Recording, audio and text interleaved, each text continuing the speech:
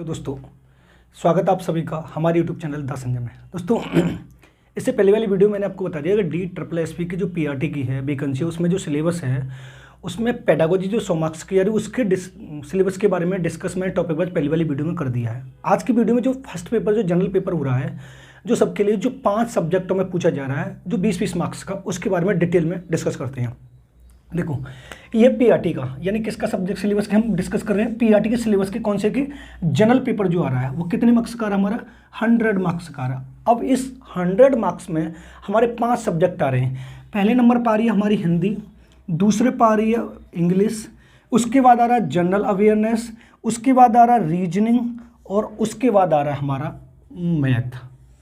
यानी ये जो 5 सब्जेक्ट है हमारे वो 20-20 मार्क्स के आ रहे हैं। अब इन 5 सब्जेक्टों में जो हिंदी है उसमें जो 20 क्वेश्चन पूछ रहा है, 20 नंबर के जो पूछ रहा है, वो कौन कौन से टॉपिक से पूछ रहा है, हर पार्ट का हम जो सिलेबस है वो डिस्कस है, वो डिटेल में कर रहे हैं। देखो अगर हम हिंदी की बात करें, जो हिंदी में है तो सबसे पहले वो पूछ रहा है हिंदी कंप्रहेंशन, यानी कॉम्प्रीहेंशन पूछ रहा है कि हिंदी में कॉम्प्रीहेंशन आना है। उसके बाद वो आपसे पूछेगा हिंदी ग्रामर के बारे में पूछेगा, आपको पूरी ग्रामर पढ़नी है। उसके बाद वो सेंटेंस स्ट्रक्चर पूछ रहा है, जो शुद्ध वाक्य जो लगाने होते हैं। उसके बाद वो पर्यायवाची सिनोनिम्स एटोनिम्स पूछ रहा है और उसके बाद वो पूछ रहा है करेक्ट यूजेज। यानी हिंदी वाले जो 20 क्वेश्चन हैं, ये जो 20 क्वेश्चन आएंगे और 20 मार्क्स के जो आएंगे, इसमें उसने कौन कौन सी सब्जेक्ट कौन कौन से टॉपिक पूछ रहा है। तो हिंदी कॉम्प्रीहेंशन पूछ रहा है, हिंदी ग्रामर पूछ रहा है, सेंटेंस स्ट्रक्चर पूछ रहा है, सिनोनिम एटोनिम्स और करेक्ट यूजेज पूछ रहा है। ये था हमारा हिंदी वाला। इंग्लिश की बात करें, ये भी 20 मार्क्स की आ रही है और 20 मार्क्स के क्वेश्चन आएंगे इसके और 20 मार्क्स के इसके मार्क्स आएंगे। इसमें भी इंग्लिश कॉम्प्रीहेंशन पूछ रहा है, रीडिंग पूछ रहा है, एरर और स्पॉटिंग पूछ रहा है, वन वर्ड सब्स्टिट्यूशन पूछ रहा है, सेंटेंस पूछ रहा है, करेक्शन पूछ रहा है, एटोनिम सिनोनिम्स पूछ रहा है, फिल इन द ब्लैंक्स पूछ रहा है और स्पेलिंग एरर और आइडम्स और फ्रेज पूछ रहा है। यानी इंग्लिश में जो 20 नंबर का आ रहा है उसमें उन्होंने कौन सा चैप्टर रखे हैं, एक तो स्पेलिंग एरर रखा है, आइडम्स फ्रेज रखा है, फिलिंग इन द ब्लैंक रखा है, एटोनिम सिनोनिम रखा है, करेक्शन रखा है, सेंटेंस रखा है, वन वर्ड सब्स्टिट्यूशन रखा है, एरर स्पॉटिंग रखा है, रीडिंग रखा है, ग्रामर जो रखा है यहाँ पर, इसको ग्रामर भी जैसे पूरा है, ग्रामर भी है और उसके बाद उसने रखा है इंग्लिश कॉम्प्रीहेंशन। ये कितने मार्क्स में रखा है, 20 मार्क्स में।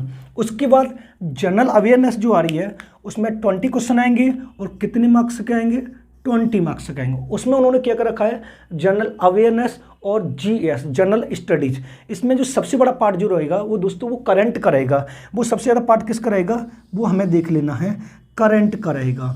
करंट सबसे ज़्यादा पूछेगा। अब इसमें पूछ रहा क्या है, देखो हिस्ट्री पूछ रहा है, वो पॉलिटी पूछ रहा है, ज्योग्राफी पूछ रहा है, आर्ट एंड कल्चर पूछ रहा है, संविधान पूछ रहा है, इकोनॉमी पूछ रहा है, नेशनल इंटरनेशनल ऑर्गेनाइजेशन पूछ रहा है जो संगठन है हमारे, और उसके बाद वो साइंस पूछ रहा है, नॉर्मल वे में साइंस पूछ रहा है, जो बिल्कुल सामान्य रूप से जो साइंस होती है, ज़्यादा डीपली नहीं पूछ रहा, वो पूछ रहा है। और सबसे बड़ा जो हाथ पूछ रहा है वो किसका पूछ रहा है, करंट का पूछ रहा है। ये किस पार्ट में पूछ रहा है, जनरल अवेयरनेस या जनरल स्टडी में, ये 20 नंबर में पूछ रहा है। उसके बाद वो रीजनिंग कर रहा है। रीजनिंग में आपको वर्बल और नॉन वर्बल दोनों पढ़नी है, यानी वर्बल भी पढ़नी है और नॉन वर्बल भी पढ़नी है। उसके बाद वो जजमेंट पर रख रहा है, एनालॉजी पूछ रहा है, डिफरेंस पूछ रहा है, प्रॉब्लम सॉल्विंग पूछ रहा है, एनालिसिस पूछ रहा है, रिलेशन पूछ रहा है, सीरीज पूछ रहा है, verbal non verbal, figure classification पूछ रहा है और डायरेक्ट ये है अर्थमेटिक नंबर जो पूछ रहा है। यानी वर्बल और नॉन वर्बल से संबंधित जो भी होगी वो इस रीजनिंग में पूछेगा। कितने मार्क्स में, 20 मार्क्स में। उसके बाद उसने रखा है मैथ का। मैथ में क्या क्या पूछ रहा है, इंटरेस्ट पूछेगा जिसमें एसआई और सीआई पूछेगा, सिंपल और कंपाउंड पूछेगा, सिंप्लीफिकेशन पूछ रहा है, डेसिमल्स पूछ रहा है, डीआई पूछ रहा है, फ्रैक्शन पूछ रहा है, एलसीएम एचसीएफ पूछ रहा है, रेशियो पूछ रहा है, प्रिपोर्शन पूछ रहा है, परसेंटेज पूछ रहे हैं, एवरेज पूछ रहे हैं, प्रॉफिट एंड लॉस पूछ रहे हैं, टाइम एंड वर्क पूछ रहा है और टाइम एंड डिस्टेंस पूछ रहा है। यानी ये जो हमारा 100 मार्क्स का आ रहा है DSSB में, पीआरटी में 200 मार्क्स का क्वेश्चन आ रहा है, 200 मार्क्स का हमारा पेपर आ रहा है। तो 100 मार्क्स में तो वो पूछ क्या रहा है, 100 मार्क्स में तो वो पूछ रहा है पेडागोजी। यानी आपको ये बताना है कि 100 मार्क्स में क्या पूछ रहा है, वो पेडागोजी पूछ रहा है। और उसके बाद जो जनरल पेपर है, जो मैंने अभी इसका सिलेबस जो आपको बताया है, ये कितने में पूछ रहा है, 100 मार्क्स में पूछ रहा है। टोटल कितना मार्क्स हो रहा है, 200 मार्क्स हो रहा है। इसमें नेगेटिव उसने बोला है 1/4 की।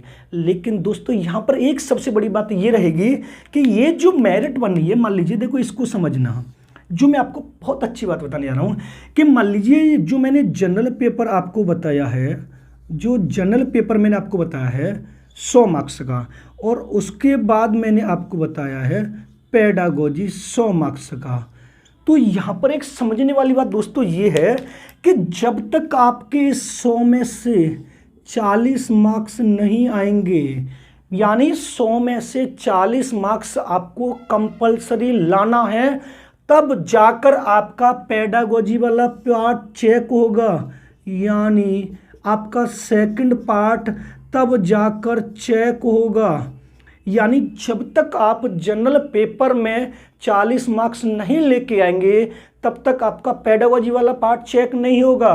फिर उसके बाद पेडागोजी वाला पार्ट अगर आपके इसमें 40 से अधिक आ जाते हैं तब इसको चेक करना है। अगर आपका इसमें भी 40 सही होना जरूरी है तब जाकर आपकी मेरिट काउंट होगी।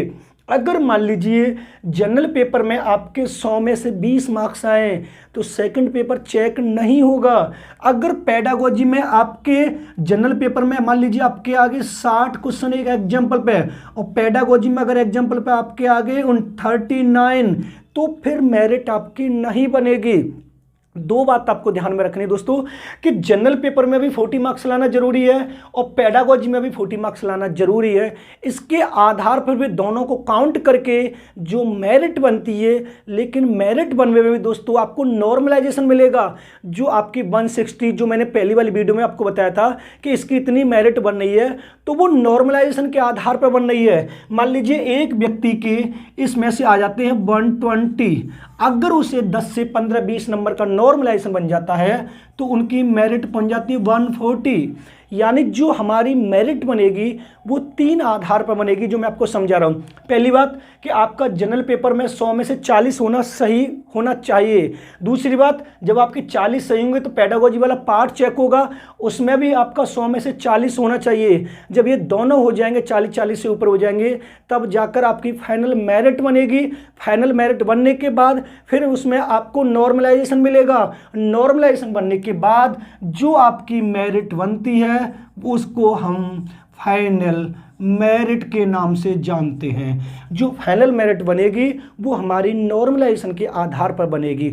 नेगेटिव मार्किंग 1/4 की है ही है। फर्स्ट पेपर मैंने आपको बता दिया, एक फर्स्ट पेपर होता है वो आपका जनरल पेपर है जो मैंने अभी आपको डिस्कस किया है। सेकंड पेपर आपका पेडागोजी है जो मैंने इससे पहली वाली वीडियो में डिस्कस कर दिया है। यानी हिंदी में कौन कौन से चैप्टर पूछ रहा है, इंग्लिश में कौन कौन से चैप्टर पूछ रहा है, जनरल अवेयरनेस में जीएस और जीए में कौन कौन से चैप्टर पूछ रहा है, रीजनिंग में कौन कौन से चैप्टर पूछ रहा है, और मैथ में कौन कौन से चैप्टर पूछ रहा है। दोस्तों वीडियो पसंद आया हो तो वीडियो को लाइक करें और शेयर करें और कमेंट करें।